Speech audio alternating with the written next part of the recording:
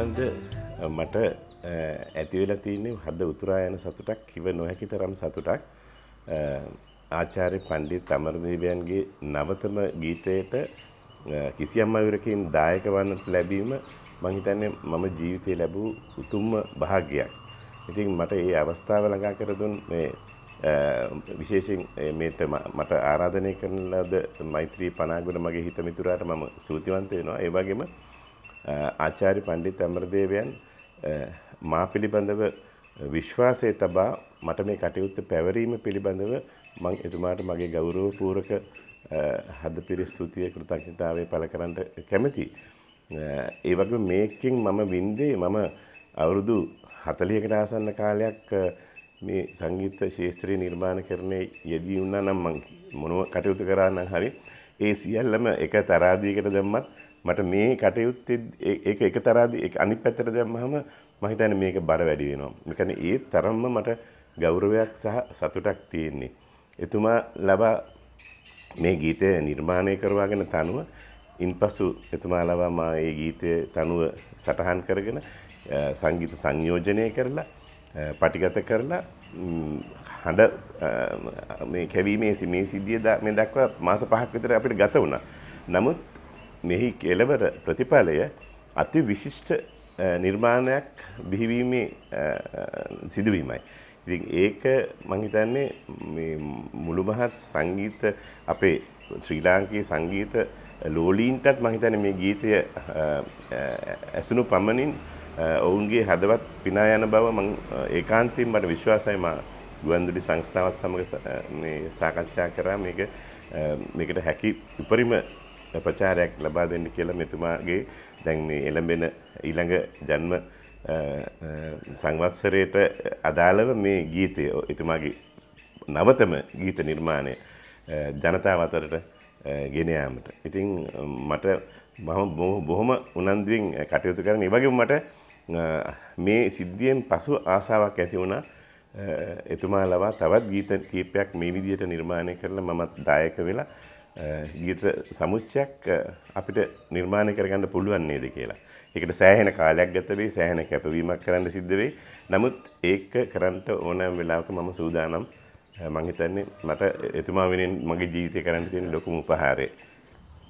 මේ මෛත්‍රී පනාගොඩ නැමැති මේ සහෘදයාණන්ගේ මේ ගීත සමුච්චය මා වෙත ලැබුණු පසු මගේ පුතා මට දැනුම් දුන්නා මේකෙන් කැමති ගීතයක් තෝරගෙන ඒකට තනුවක් යොදා ප්‍රතිගත කරලා දෙන්නේ කියලා එයාගේ ප්‍රාර්ථනාවයි. ඉතින් අත් වශයෙන්ම මම තෝරගත්තේ මේ සෙවණැලි මේ යන සැන්දෑවේ මේ ගීතය. මොකද මේ ගීතය හා මගේ අනුවේදනීය කාරණයකුත් සම්බන්ධයි. මොකද මම ලංකාදීප ශිෂ්‍යත්ව අරමුදලින් මාව සංගීත අධ්‍යයනය සඳහා ඉන්දියාවේ ලක්නෝ භාත්කන්දේ විශ්වවිද්‍යාලයට මාව පිටත් කර යවුවේ 1923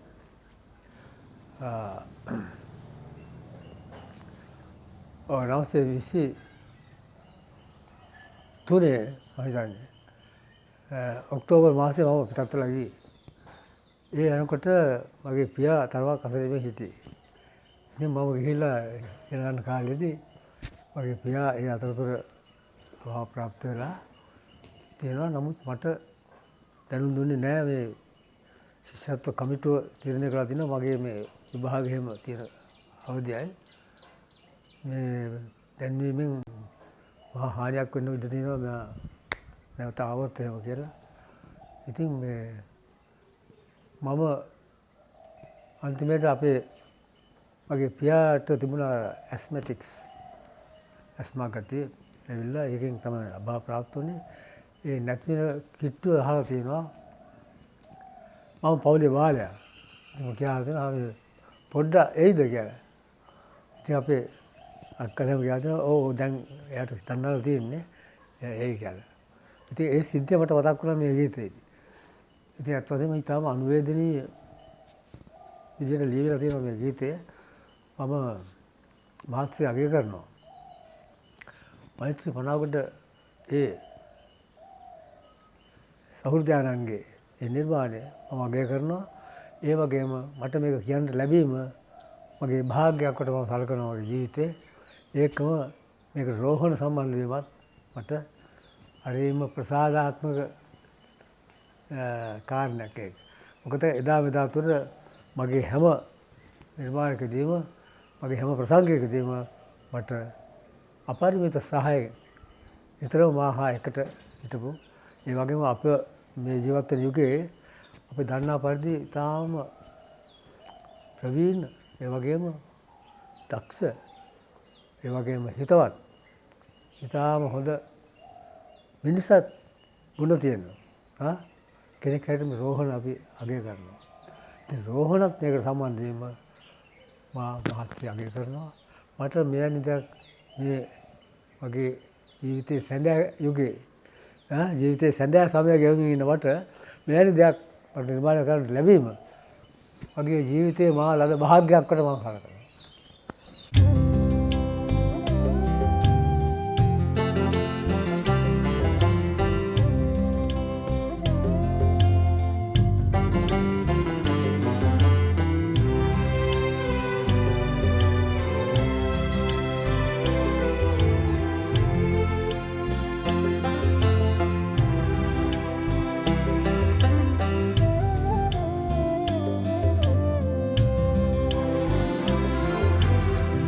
සෙවනැලිමිය යන හැන්දෑවේ පිල උඩ ඉඳගෙන ඈත බලා ඉන්නේ.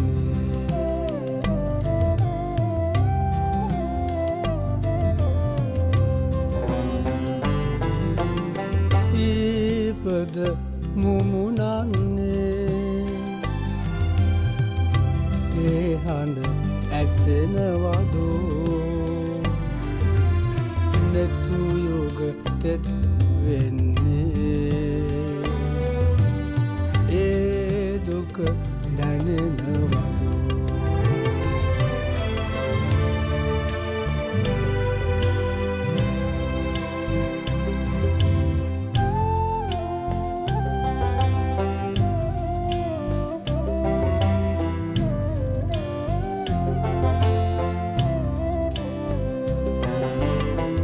වැලිබත් යෝමිතුලේ පලගැටියන් රජවී පුතු ගැන සිහිවෙනවා මතකය බොඳ වෙනවා. සෙවනැලිමිය යන හැන්දෑවේ පිල උඩ ඉඳගෙන ඈත බලා ඉන්නේ.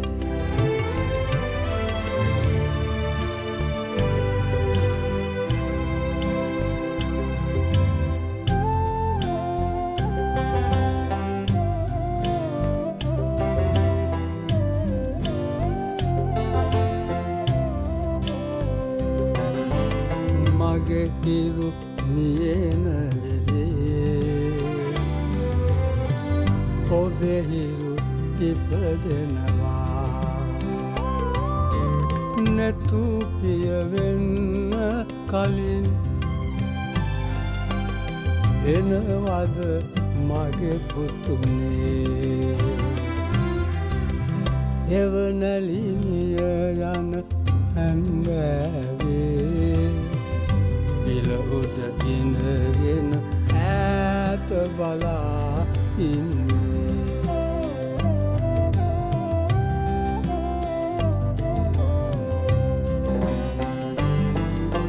සීපද මුමුණන්නේ ඒ හඬ ඇසෙනවදෝ නැතු යෝග තෙත් වෙන්නේ